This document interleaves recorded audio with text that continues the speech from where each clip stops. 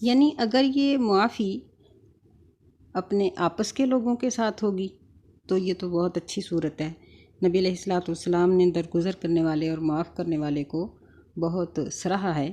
بلکہ ہم یوں سمجھ سکتے ہیں کہ جب ایک مظلوم ظالم سے بدلہ لینے کی بات کرتا ہے تو ان دونوں کا آپس میں معاملہ ہوتا ہے کہ مظلوم لینا چاہتا ہے اور ظالم نے دینا ہے، تو ظاہر ہے کہ ظالم اتنا ہی دے گا جتنا اس کے پاس ہے، تو ایک انسان دوسرے انسان کو کتنا دے سکتا ہے۔ لیکن جب ایک بندہ ایک ظلم کو معاف کر دیتا ہے تو اس کی معافی کا تعلق پھر اللہ کے ساتھ ہو جاتا ہے، اور اللہ تعالیٰ بادشاہ ہے۔ تو ایک عام شخص کا دینا اور ایک بادشاہ، اور بادشاہ بھی وہ جو جہانوں کا بادشاہ ہے، ان دونوں میں بہت فرق ہے۔ تو اس لیے جو معاف کر دینے والے لوگ ہیں ان کی معافی کا یہ مطلب نہیں ہوتا کہ مظلوم کے لیے وہ بات ختم ہو گئی، ظالم کے لیے بھی ختم ہو گئی اور مظلوم کے لیے بھی ختم ہو گئی، نہیں، ظالم کے لیے ختم ہو گئی اور مظلوم کے لیے اللہ تعالیٰ کی طرف سے ایک اجر جاری ہو گیا جو اس کو دنیا میں بھی ملے گا اور انشاءاللہ آخرت میں بھی ملے گا۔ یہ عفو اور درگزر بعض اوقات انسان کو غیر مسلم کی طرف سے بھی کرنی پڑتی ہے اور بہت زیادہ اپنوں سے کرنی پڑتی ہے۔ نبی علیہ الصلوۃ والسلام سے پوچھا گیا کہ ایک صحابی تھے، انہوں نے ذکر کیا کہ میں اپنے رشتہ داروں کے ساتھ اچھا سلوک کرتا ہوں اور مجھ سے برا سلوک کرتے ہیں۔ نبی صلی اللہ علیہ وسلم نے فرمایا کہ اگر تم ایسے ہی ہو جس طرح کہہ رہے ہو تو پھر یوں سمجھو کہ جس طرح تم نے اپنے ان رشتہ داروں کے منہ میں وہ گرم راکھ چولہے کی بھر دی جس میں انگارے بھی تھے، تو جس طرح انگاروں والی راکھ کسی کے منہ میں ڈال دی جائے تو اس کو تکلیف ہوتی ہے، اس قدر وہ گناہ گار ہو گئے اور تمہیں اللہ تعالیٰ نے بچا لیا۔ ایسے ہی آپ نے صحابہ کرام رضوان اللہ علیہم اجمعین کو اس بات پر رغبت دلائی اور فرمایا کہ اکیلا رہنے والا وہ بہتر نہیں ہے، وہ شخص بہتر ہے جو لوگوں کے اندر رہتا ہے اور ان کی تکلیفوں پہ صبر کرتا ہے۔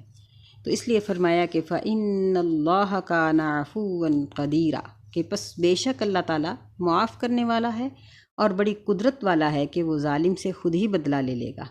یعنی ظالم کو یہ بات بھی یاد رکھنی چاہیے کہ ٹھیک ہے معافی تو ہو گئی، لیکن اس کے ظلم کا تعلق ایک اللہ کے ساتھ تھا اور ایک بندے کے ساتھ تھا۔ جب بھی بندہ حقوق العباد کو ضائع کرتا ہے نا، کسی بندے کے ساتھ کوئی گناہ کا معاملہ کرتا ہے تو اس کا گناہ ڈبل ہوتا ہے، ایک اللہ کا حق اس نے ضائع کیا اور ایک بندے کا، کیونکہ اللہ نے کہا نا کہ فلاں بندے کا یہ حق ہے اور اس نے نہیں دیا، تو بندے نے تو اس کو معاف کر دیا، اب اللہ کا معاملہ اس بندے کے ساتھ ہے کہ اللہ چاہے تو معاف کرے چاہے تو نہ معاف کرے، یا اس کو دنیا میں اس کے اس گناہ کا کچھ نہ کچھ حصہ دے دے، کیونکہ حقوق العباد میں جو کمی بیشی کی جاتی ہے اس کا کچھ نہ کچھ گناہ اور کچھ نہ کچھ اس کی سزا بندے کو دنیا میں مل جاتی ہے۔ اللہ تعالیٰ ہمیں معاف کرے۔ فرمایا ان الذین یکفرون باللہ ورسولہ، بے شک وہ لوگ جو کفر کرتے ہیں اللہ کے ساتھ، ورسولہ اور اس کے رسولوں کے ساتھ، ویریدون ان یفرقوا بین اللہ ورسولہ،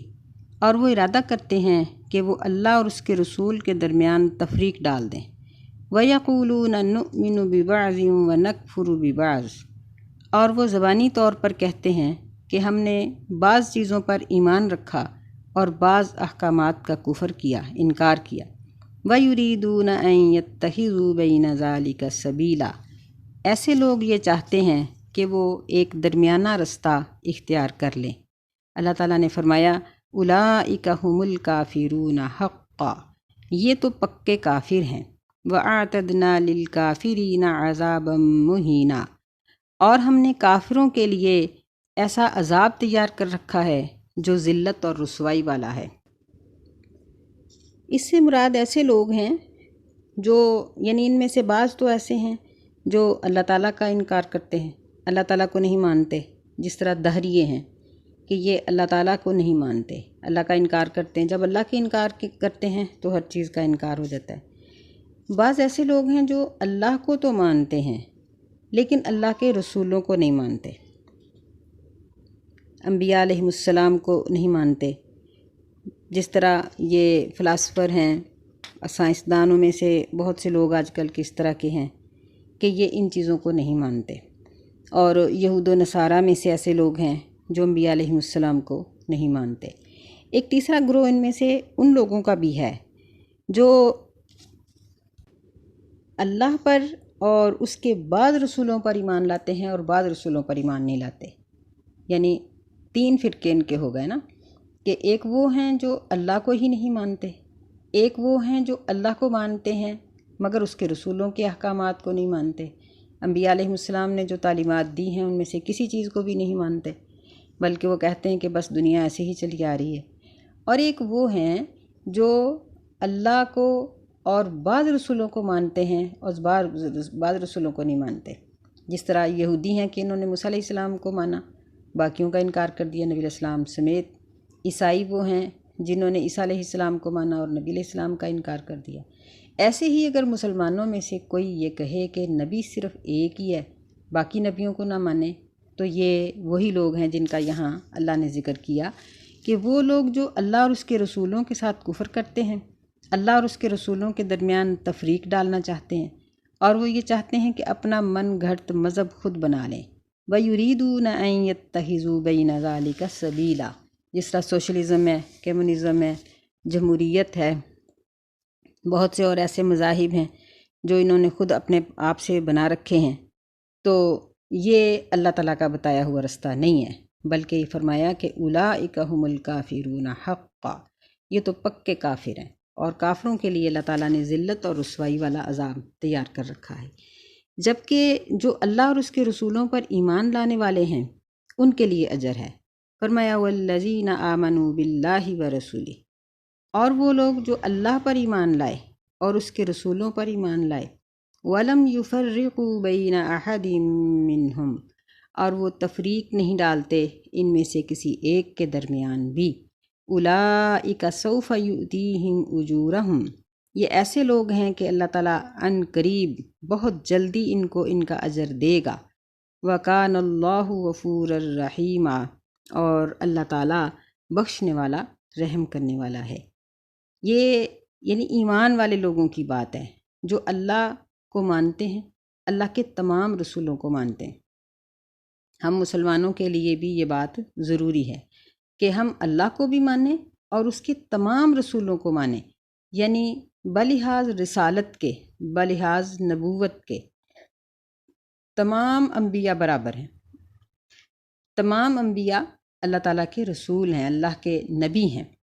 اور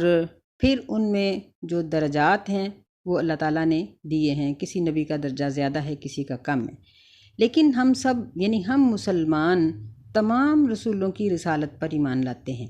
ایسے ہی ہم تمام کتابوں کے اللہ کی طرف سے اترنے پر ایمان رکھتے ہیں کہ تورات، زبور، انجیل اور تمام صحف جو انبیاء پر اترے وہ اللہ تعالیٰ نے اتارے، اللہ کی طرف سے تھے، وہ تمام کتابیں سچی تھیں، ہدایت والی تھیں، ہدایت دینے والی تھیں، بہترین تھیں۔ لیکن اب ہم عمل کریں گے قرآن مجید پر، کیونکہ یہ آخری کتاب ہے اور اب ہم اس نبی کی امت میں آئے ہیں، لہٰذا اس نبی پر اترنے والی کتاب پر ہم عمل کریں گے۔ تو ایسے لوگوں کے لیے اللہ نے 2 چیزوں کی خوشخبری سنائی۔ ایک یہ ہے کہ سوف یؤتیہم اجورہم، کہ بہت جلدی اللہ تعالیٰ ان کو ان کا اجر دے گا، یعنی ان کے ایمان لانے کی وجہ سے ان کی دنیا بھی بہتر ہو جائے گی، اگرچہ وہ دیکھنے میں مالی طور پر کمزور ہوں گے یا جسمانی طور پر کمزور ہوں یا بیماریوں اور تکلیفوں میں مبتلا ہوں مسلمان لوگ، لیکن ان کو جو ایک تسکین اللہ تعالیٰ کی طرف سے ملتی ہے وہ کافروں کے پاس نہیں ہے، وہ اللہ تعالیٰ کے منکرین کے پاس نہیں ہے۔ پھر اللہ تعالیٰ ان کو گاہے بگاہے نعمتیں دیتا ہے، اور ان کو جو چھوٹی سی نعمت بھی دیتا ہے وہ اس سے اتنا خوش ہو جاتے ہیں کہ کافر لوگ بڑی بڑی نعمتوں کے ملنے پر شکر گزار نہیں ہوتے۔ تو پتہ ہے نا کہ اصل بات تو دل کی خوشی کی ہے۔ اگر ایک شخص چھوٹی چیز پہ خوش ہو گیا تو اس کے لیے وہی سب سے بڑی نعمت ہے، اگر کوئی بڑی پہ بھی خوش نہیں ہوا تو اس کے لیے وہ بھی نعمت نہیں ہے۔ یعنی یوں ہی کہہ لیں کہ جس طرح بعض جوڑے ہوتے ہیں، فرض کر لیں کہ میاں بیوی ہیں، ایک میاں بیوی وہ ہیں جو جھونپڑی میں رہتے ہیں، آپس میں محبت ہے، پیار ہے، سلوک ہے، جو ملتا ہے کھا لیتے ہیں، جو ملتا ہے پہن لیتے ہیں، ایک دوسرے پر اعتراض نہیں، کچھ بھی نہیں۔ اور ایک وہ ہیں جو شاہی خاندان کا جوڑا ہے، لیکن ان کے اختلافات ہیں، ان کی لڑائی ہے، ان کا جھگڑا ہے، وہ آپس میں مطمئن ہی نہیں۔ تو ہم سوچ سکتے ہیں کہ دونوں میں سے مطمئن اور خوش کون ہے، جھونپڑی والے یا محل میں رہنے والے؟ یہی بات ہے کہ مومن کو اللہ تعالیٰ جو تھوڑی سی نعمت بھی دیتا ہے، تھوڑی سی صحت، تھوڑا سا مال، مومن اسی پہ اتنا خوش ہو جاتا ہے کہ اسے اطمینان اور سکون حاصل ہو جاتا ہے، جبکہ کافر کو یہ چیز میسر نہیں آتی۔ دوسری نعمت اللہ تعالیٰ فرماتے ہیں وَكَانَ اللَّهُ غَفُورًا رَحِيمًا، اور اللہ تعالیٰ بخشنے والا، رحم کرنے والا ہے، یعنی آخرت میں بخشش اور دنیا اور آخرت میں رحمت۔ کہ غفور کا معنی، اللہ تعالیٰ کی صفت غفور کا معنی یہ ہے کہ جو گناہ ہو چکے ہیں اللہ ان کو معاف کر دینے والا ہے، اور رحیم کا معنی یہ ہے کہ اللہ تعالیٰ اپنے بندوں کو گناہ ہو جانے سے بچا لیتا ہے۔ اللہ ہمیں گناہوں سے محفوظ رکھے اور ہمیں اپنی رحمت کا حقدار بنائے، آمین۔ السلام علیکم ورحمۃ اللہ وبرکاتہ۔